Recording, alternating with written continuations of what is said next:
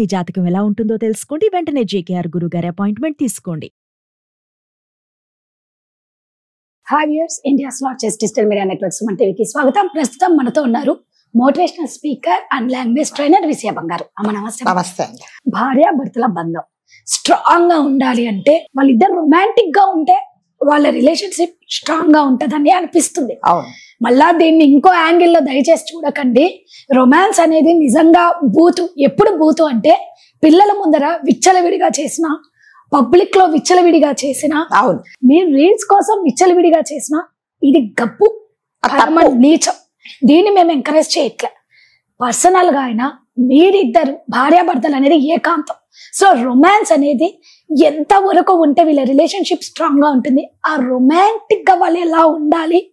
ఒకప్పుడు బాగా రొమాంటిక్ గా ఉన్నారు, మల్లెపూలు తెచ్చేవాళ్ళు భార్యకి, అందుకు ఉండేవాళ్ళు, ఎదురు చూసేవాళ్ళు తలుపు దగ్గర ఎప్పుడు వస్తారు అని చెప్పి. కిచెన్ లో భార్య వండుతూ ఉంటే భర్త చేసే చిన్న రొమాంటిక్ పనులు ఎంత ఆనందం.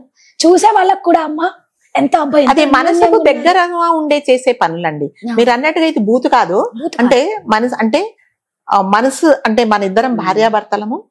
అంటే నా మనసుకు నువ్వు చాలా దగ్గరగా ఉన్నావు, అట్లాగే నీ మనసుకు నేను దగ్గరగా ఉన్నావని చేసే చిన్న చిన్న ఇవి అన్నమాట. అంటే ప్రేమలు చూపించుకోవడం. అంటే ఇదేదో బెడ్రూమ్స్ లో జరిగేది తీసుకొచ్చి పబ్లిక్ గా చూపించడం కాదు రొమాన్స్ అంటే ఇది వరకు మీరు అన్నట్టుగా ఈ భార్యాభర్తల మందం ఎందుకు పటిష్టంగా ఉండేది, గట్టిగా ఉండేది, ఎవరు చెప్పిన మాటలు వినకుండా వీళ్ళిద్దరు ఎందుకు ఉండేవాళ్ళ, ఒకరి మీద ఒకరికి నమ్మకం, ఒకరి మీద ఒకరికి. ఎప్పుడైతే చూడండి, ఏ భార్య భర్త అయినా కలిసి చాలా కాలం కాపురం చేసి చాలా కాలం ఉండాలి అంటే ఒకరి మీద ఒకరికి నమ్మకం అనేది చాలా ఇంపార్టెంట్. అది లేకపోతే మాత్రం నలుగురు చెప్పిన మాటలు విని నలుగురు చెప్పినట్టుగా మీరు చేస్తే తప్పు, సంసారాలు అనేది పాడైపోతాయి. అంటే రొమాంటిక్ గా ఉండడం అంటే ఏంటంటే ఒకరి మీద ఒకరు చిన్న బహుమతులు ఇచ్చుకోవడం, నువ్వే నాకు ఉన్నావు అందం. అంటే ఇది వరకు మనం చూసాం, ఒంటిట్లో పని చేస్తుంటా వెనక నుంచి వచ్చేసి దగ్గరగా వచ్చేసి అలా ఉండే. ఇప్పుడు ఎక్కడ ఉందండి, ఎవరంతా వాళ్ళు బిజీగా ఉన్నారు కదా. పోనీ ఉన్నారా, ఒక 2 నిమిషాలు ఉన్నారా, కొట్టుకోవడం, నువ్వు అది చేసావు, ఇది చేసావు. అంటే ఇప్పుడున్న జనరేషన్ కు నేను ఒకటే సలహా ఇస్తాను, భార్యాభర్తలు మీరు ఇద్దరు ఉండాలి, కలిసి చక్కగా ఉండాలంటే ఒకరి పాస్వర్డ్ ఒకరికి తెలుసుకునేలాగా చెప్పుకోండి.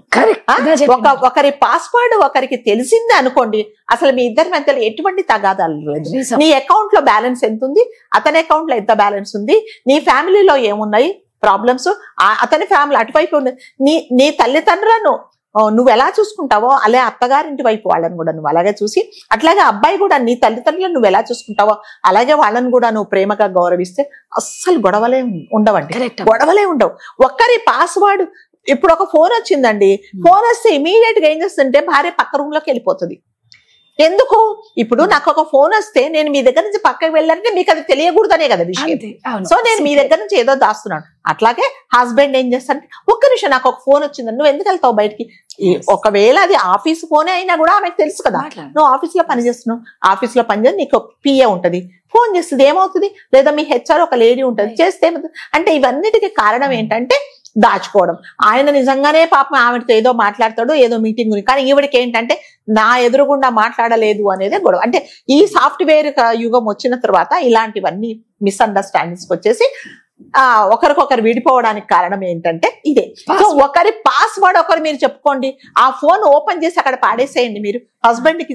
అట్లానే హస్బెండ్ ధైర్యంగా నువ్వు పాస్వర్డ్ ఓట్ చేసి ఓపెన్ చేసి మొబైల్ అక్కడ పెట్టేసేయి. నువ్వు ఒకవేళ ఫోన్ వచ్చింది అనుకో, నాకేదో ఫోన్ వస్తుంది, నువ్వు అటెండ్ అవ్వమని చెప్పు, చేయమని చెప్పు.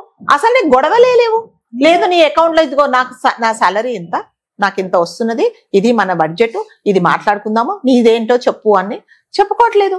నా ఇష్టం, నా ఖర్చులు నాకుంటాయి, నీ ఖర్చులు. అంటే వీటన్నిటికీ కారణాలు ఏంటంటే రొమాన్స్ వేసుకోవడానికి టైం ఎక్కడ ఉంటుంది, రొమాన్స్ కి టైం ఎక్కడ ఉందండి. పొద్దున ఆయన షిఫ్ట్కి వెళ్ళిపోతాడు, ఈమె రాత్రి షిఫ్ట్కి వెళ్ళిపోతుంది, పొద్దున మళ్ళీ ఈమె రాత్రి నుంచి పొద్దున చూడికి ఈయన అలసిపోయి ఈయన పడుకుంటాడు, మాట్లాడితే గరిటెల్లో అదేంటి కంచాలు విసురుకుంటున్నారు. కాబట్టి ఒకరికొకరు కూర్చొని ప్రేమగా మాట్లాడేది లేదు. అయితే వీళ్ళిద్దరూ ఒకవేళ ఇంతకు ముందే తెలిసి లవ్ మ్యారేజ్ చేసుకుంటే, ఇది వరకైతే నేను వచ్చేదాకా ఎదురు చూసేవాడు అంటే అప్పుడు దూరం కదా, ఇప్పుడు అయిపోయింది, ఇప్పుడు ఎప్పుడైనా రీచబుల్ ఉన్నావు కదా. అందుకని ఎవరి మధ్యలో ప్రేమలు ఆప్యాయతలు ఉండాలి అంటే నేను మళ్ళీ చెప్తా, ఒకరి ఫోన్ ఒకరికి ఇచ్చేసుకోండి, ఒకరి పాస్వర్డ్ ఒకరికి చెప్పేసుకోండి. అస్సలు గొడవలే లేవు. మీరు ఒకసారి అలా చేసి చూడండి, అసలు గొడవలే లేవు. నాకు అసలు నాకేం లేవు. ఇప్పుడు నీకు తెలియని రహస్యాలు ఏముంటాయి? నా కాల్ లిస్ట్ అంతా నీకు తెలుసు, నా కాంటాక్ట్స్ లో ఎవరి నెంబర్ ఉన్నారో నీకు తెలుసు, నీ కాంటాక్ట్స్ లో ఎవరు ఉన్నారో నాకు తెలుసు. అయిపోయింది, గొడవలు ఏముంది? ఇప్పుడు ఎవరో ఒక హేమ అనే అమ్మాయి ఫోన్ చేసింది, నువ్వు మాట్లాడు. హేమ అంటే అసలు ఈమెకు డౌట్ వచ్చేలాగా నువ్వు ఎందుకు బిహేవ్ చేస్తున్నావు అంటే నువ్వు దాచిపెడుతున్నావు. అంటే ఇక రొమాన్స్ ఎక్కడుందండి? ఇది వరకు అంటే ఆ భర్త వచ్చేదాకా తలుపు దగ్గర ఎదురు చూసి చక్కగా తయారైపోయి మల్లెపూలు ఆంబెట్టుకొని, లేకపోతే వచ్చేటప్పుడు తీసుకురాని, వచ్చిన తర్వాత పిల్లలు పడుకున్న తర్వాత కాసేపు సరదాగా ఉండి, ఒకవేళ వీలైతే ఇద్దరు కలిసి బయటికి వెళ్ళి అత్తగారు మామగారు ఉంటే అమ్మ మీరిద్దరు సరదాగా బయటికి వెళ్ళండి, నేను పిల్లల్ని చూసుకుంటాను అని. అసలు అత్తగారు మామగారు అచూకే లేదు, ఇంకెక్కడి నుంచి వస్తుందండి రొమాన్స్ లేదు, ఏం లేదు, కొట్టుకోవడమే అంతే. వైలెన్స్ అంతా అక్కడే ఉంటుంది. ఇంకా రొమాన్స్ అనేది అసలు లేనే లేదు. ఆ రొమాన్స్ చేసేటప్పుడు కూడా అప్పుడు కొట్లాడుకుంటారు. నువ్వు నిజంగా నాతో కరెక్ట్ గా ఉన్నావా, లేకపోతే నీకు ఎవరైనా గుర్తొచ్చి నాతో ఇలా ఉంటున్నావా అని కూడా చెప్తున్నారు. ఇంకా మీకు ఎక్కడుండండి భార్యాభర్త కలిసి ఉండేది లేదు. ఉన్నారా? నేను ప్రాక్టికల్ గా చెప్తున్నా, ఎందుకంటే నా దగ్గరికి చాలా మంది ఇలాగే వస్తారు. మేడం నాకు ఒక డౌట్, నాకు ఒక ఫ్యామిలీ ఫ్రెండ్ ఉందండి. ఆ అమ్మాయి అతను ఏదో మంచిగా జాబ్ చేస్తాడు, ఆ అమ్మాయి కూడా ఏదో బిజినెస్ ఇస్తుంది. వీళ్ళిద్దరి మధ్యలో ఏంటంటే అసలు అబ్బాయి చాలా సిన్సియర్. ఈమెకి ఏంటంటే డౌట్, మేడం నాకు ఎక్కడో డౌట్, ఇతను నిజంగా ఇతనికి ఏమైనా గర్ల్ ఫ్రెండ్ ఉందో ఎలా తెలుసుకోవాలంటారు. అదే నువ్వు లేదే ఆయనకి అంటగడుతున్నావు కదా.